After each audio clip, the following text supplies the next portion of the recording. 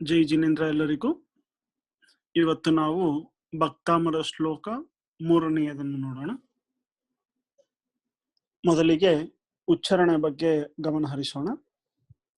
ಬುದ್ಧ್ಯಾ ವಿನಾಪಿ ವಿಬುಧಾರ್ಜಿತ ಪಾದಪೀಠ ಸ್ತೋತುಂ ಸಮುದ್ಯತ ಮತಿರ್ವಿಗ ತತ್ರ ಪೋಹಂ ಬಾಲಂ ವಿಹಾಯ ಜಲಸಂಸ್ಥಿತ ಮಿಂದು ಬಿಂಬ ಮನ್ಯಃ ಕ ಇಚ್ಛತಿ ಜನಃ ಸಹಸಾ ಗ್ರಹೀತುಂ.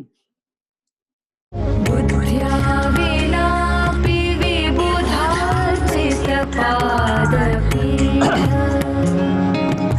ಸ್ತೋತುಂ ಸಮುದ್ಯತ ಮತಿರ್ವಿಗ ತತ್ರ ಪೋಹಂ ಬಾಲಂ ವಿಹಾಯ ಜಲಸಂಸ್ಥಿತ ಮಿಂದು ಬಿಂಬ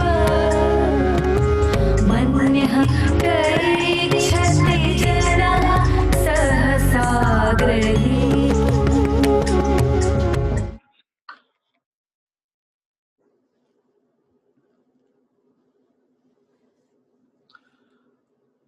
ಅನ್ವಯಾರ್ಥವನ್ನು ನೋಡೋಣ.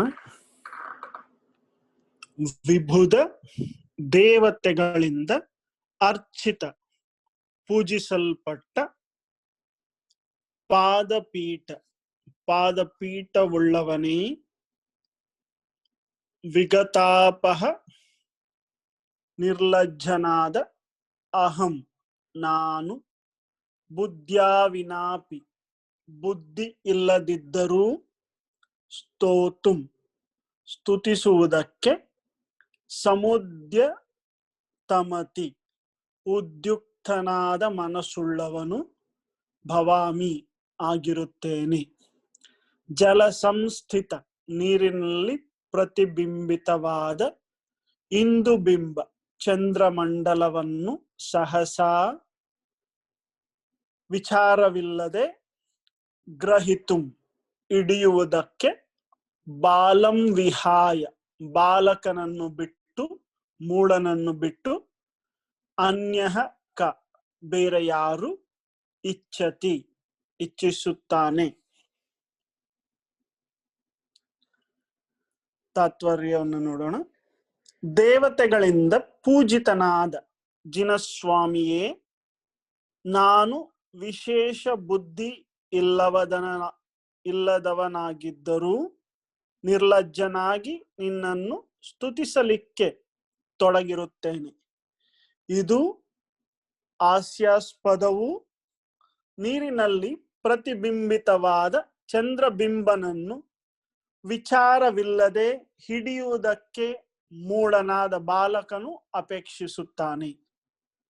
ಅದರಂತೆ ನಾನು ನಿನ್ನನ್ನು ಸ್ತುತಿಸಲು ತೊಡಗುತ್ತೇನೆ. ಈ ಶ್ಲೋಕದ ಉಪಯೋಗ ಅಂತ ನೋಡಿದ್ರೆ, ದೃಷ್ಟಿ ಸುಧಾರಣೆ ಮತ್ತು ಕಣ್ಣಿನ ರೋಗ ಗುಣಪಡಿಸುವ ಶ್ಲೋಕ ಅಂತ ಇದನ್ನ ಕರೀತಾರೆ. For improving eyesight and curing I diseases. ಧನ್ಯವಾದ.